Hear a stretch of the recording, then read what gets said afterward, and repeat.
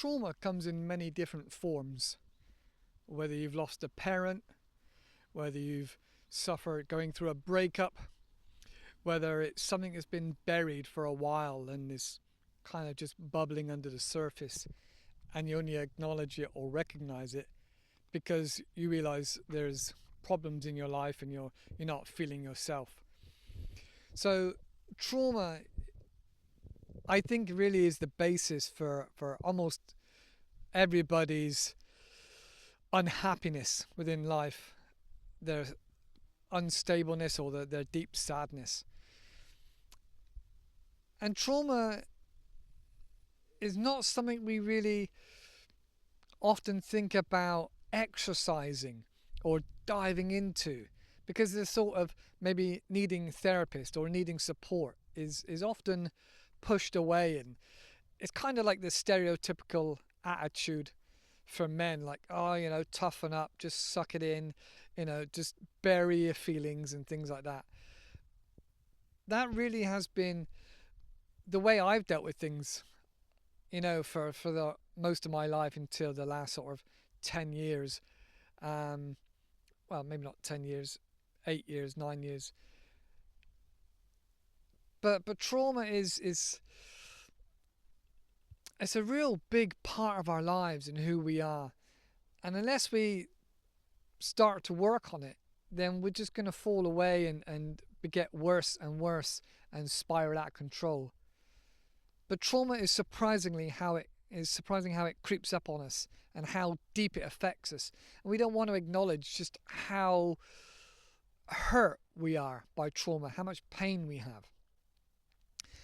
Moving along now to some of the aspects of trauma or how it can present itself.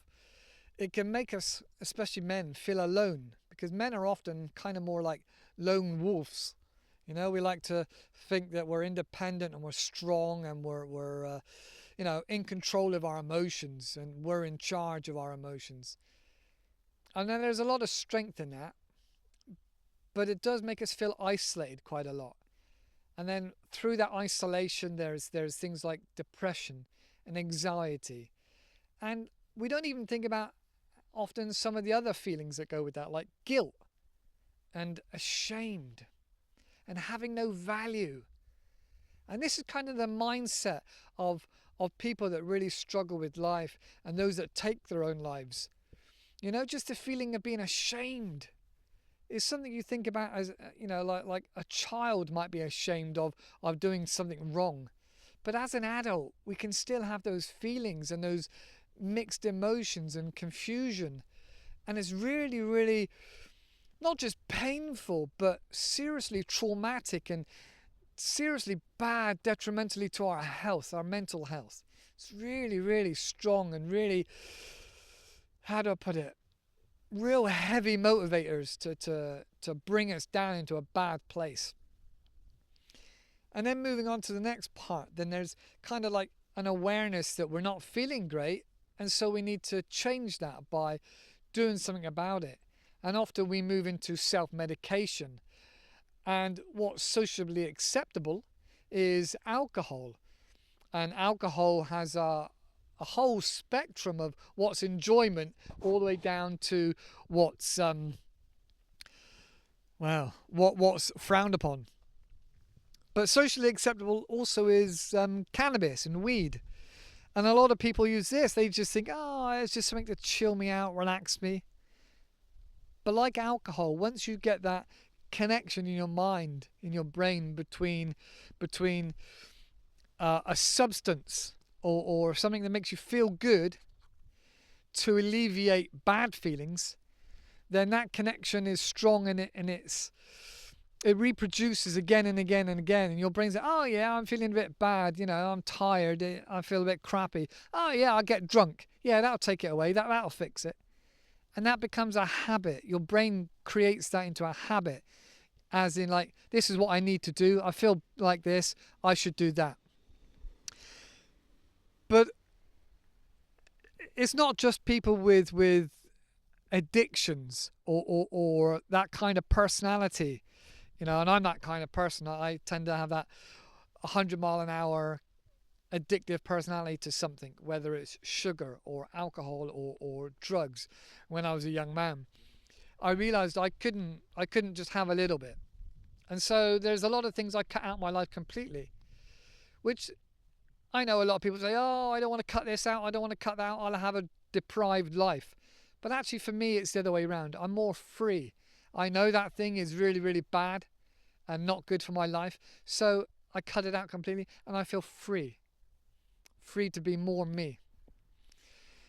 But also then with the pick-me-ups, with the recreational drugs, if you find that alcohol's not enough or weed's not enough, and then you start on something a little bit more exciting, a little bit more bigger high, then those recreational drugs can become, again, in your brain, become connected as a habit of what you need, and you start to rely on these I don't know what are we calling them, self-medicating things to bring us back to just a level playing field, just a normal, just feeling human again, being myself again. So they're really bad. And then there's those that help numbing the pain that you're suffering, which then pushes to more isolation, where you kind of feel ashamed if you're injecting or having so much of that thing, that drug, to try and make you become more that person you want to be. And it has a long-term effect of your mental health, really winding it down in a spiral of a real dark place as you become more and more addicted to it. They say most drugs you end up having to take more and more and more and more to get to that same feeling of being normal or numbed, or just trying to be yourself, just trying to get through life, because life can be really, really hard. And it feels like we can't do it without some kind of external substance to make us feel good. Whether it's constantly addicted to social media or cannabis, or alcohol. These lubricants to life really spiral down into some serious mental health issues that take a long time to turn around. Turning the page, I'm sure most of you have heard this 100 times, but turning the page now, talking about healing yourself without medication. All right, you might not want to go to a therapist, but I recommend that as the quickest and easiest way to heal yourself of the pain and the darkness you're feeling inside, is through a therapist. Now, a therapist can be anywhere between £30 to £60 for an hour session.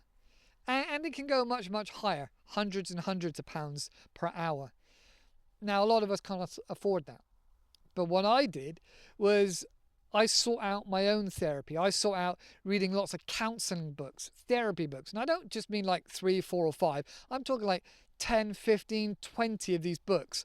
And I went through them and made notes and made them relevant to me and saw what resonated with me. And I kind of worked out slowly over time what I have to do to fix myself, to get rid of that pain, to fix my trauma. And I'm still healing now. I'm still working on it now. And so the main thing with therapy is acknowledging that you're in pain, you're suffering, you're in a dark place, or there's stuff that's going on out of your control. So acknowledging is the first thing, all right? First thing. Second of all, hope.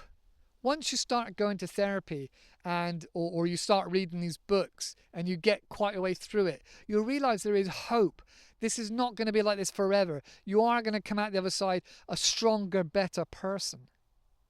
So a hope and a plan to get to that hope. All right? Building steps to recovery. And if you ever read anything by Russell Brand or you listen to Russell Brand, he talks about the best way is doing those 12-step recovery program for addictions. But what's behind those 12 steps is also the self-healing method and looking inwards, which sounds very airy-fairy and like a load of crap. But it's true. the way to fix yourself is inward, is inside. Now, yes, I understand and I agree, sometimes medication can help for a short period of time, but only short periods of time until you can get your chance to breathe and get your breath back. And then you need to go inside and work out how to fix, how to build a plan of action to looking at ways to, I don't want to say medicate, but soothe your soul slowly, bit by bit. All right, the realization that there's a long road of work to be done. You know, you've gone down quite a way downhill. You can't just spring back up. You have to work your way back up. Now, once you start working your way back up and you get through the program or you get through whatever it is you decide to do, and you make little steps forward, and you're well aware that there's lots of work to do, but you know there is hope. There's hope for you to have an amazing life, a happy life, a fulfilling life. All right? You learn to love life, learn to get out and enjoy life and think, oh yeah, I really love being alive on this planet at this time. And there's a lot more people, a lot worse off than me, that do not have the luxuries and the benefits of being in this country and being, you know, your health and just being in the round at this time. So then you learn to support others. You learn to feel humility and compassion. You also understand there's going to be setbacks. All right, you might go back to smoking cigarettes again. All right, you might go back and have, you know, a couple of glasses of wine. But you learn that these setbacks are expected. You learn that life is going to throw things at you. And you become more resilient, that you know how to deal with this shit. You know, I'm not saying you got to build a wall around your heart, or you need to take yourself off and be a monk in a monastery for the next 50 years. But learning how to deal with these issues and these problems and still have hope and lust for life. All right? Have that. It doesn't matter if you're 70 years old. You can still have passion in your belly. You can still have fire in your belly and want to be able to enjoy and do things in life. All right? So it's not over until it's over. Until your last breath, there is still life to be had and enjoyed and expressed. All right? Breathing, enjoying, living, and having faith in your abilities and your skills, that you can overcome these obstacles and that you can grow and enjoy life and take on a bit more and help others, like I just mentioned. So then you find it's about balance. All right, I'm working really hard, but I need to also balance that with time in nature, time with friends, you know, long weekends, recovery time. That is balance. All right? And then get filled up on life, filled up on great moments. Now, I'm not saying that you should go out clubbing every weekend to balance out how hard you work, but filling up on great memories of climbing a mountain or going to a festival or just going to a place where there's people that resonate with you and enjoy life with you and feel that life's alive, and getting those experiences to keep that evidence and that faith alive. All right, you've got lots of great times to have ahead. But you also need to remember that we all will die at some point. So don't take life too seriously, because we are going to die at some point. And when you're dying, if you're lucky enough to be aware of it, know that you've lived a great life. You've done lots of shit. You're an interesting person. There's so much you've done. You could write a book about all the amazing things you've done. And as you go out, the best thing you can do is show grace, humility, and love to those around you. You know, be that inspiration. It is scary dying. And, you know, I've not died, but it's scary. And I hope, and I only hope, that I could be graceful enough to show the love and appreciation in those people around me. Because I have lived a great life. I've done tons of amazing things. And I'm so, I want to say proud, but I'm so happy I've achieved a lot. but there's time for me to do so much more. I've still got that fire. I still want to do so much more with my life. And so you can be part of that. Alright, that's it for this video. I don't want to ramble on, but I love you guys. And keep that fire going. See you in the next video. Bye bye for now.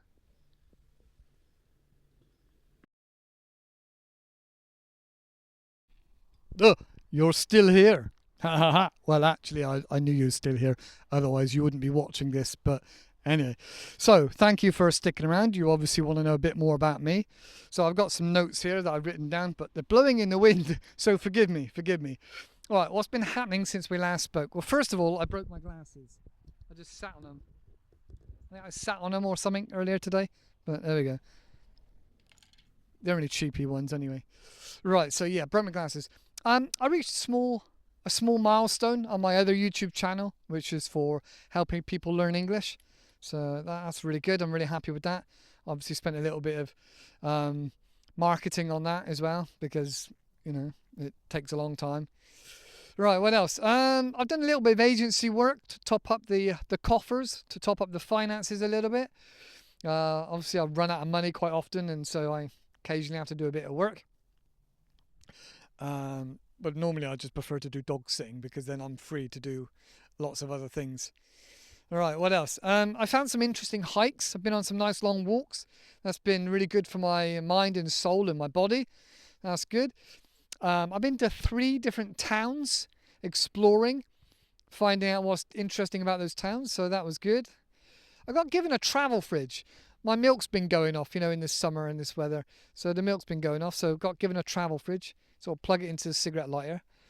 And now I've been able to buy a little bit more things to put in the fridge, you know, like hummus and, you know, soft plant-based cheeses, things like that. What else? I just finished listening to 2 really, really good books, audiobooks I generally listen to. One was called The Body Keeps the Score by Basil van der Kolk. I have to look at my notes then, because I can't remember that name. And the other one was Heavy Light by Horatio Clare. He's a well-known writer. Both very, very interesting books. A little bit heavy to start, especially for my cup of tea. But there was quite a lot of overlapping and interesting similar situations and thoughts that were provoked at the end anyway. What else? Oh, I bought a Bluetooth speaker, a Marshall Bluetooth speaker. My tablet that I listen to and watch a bit of TV on is the speaker's real bad and my hearing's getting worse. So I now got a speaker. What else? Oh, I recently had put a fire on, you know, started up the old wood stove, because it's been a bit colder nights now, you know, autumn is closing in and the temperature's dropping. So I'm going to have to start putting the thermals back on or something.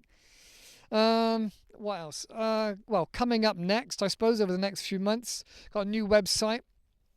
Again, for the other channel, really.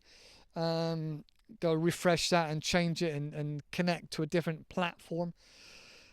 I'm hoping to get a haircut. You know, it's getting really quite long. I don't like it when it's like really dangling down here, and when I have to get out in the weather, it gets in my face. But it's one of the only things that I think that I've got that are attracting women of my age, kind of like men with hair and not a big bald spot. So, well, some of them anyway. So I got to keep that going. What else? Haircut, holiday. I'm hoping to have a holiday in the next couple of months. I need a bit of a get out and stretch my legs out of the country, maybe. If you can suggest somewhere good for a holiday, let me know in the comments. Right, tell me what you've been up to recently. Is there something exciting, something interesting? Have you passed a milestone of your own? Have you gone up a mountain? Let me know. All right, see you in the next video. That's really it now. Take care. Go on, go off, turn off, go away. Go on, go.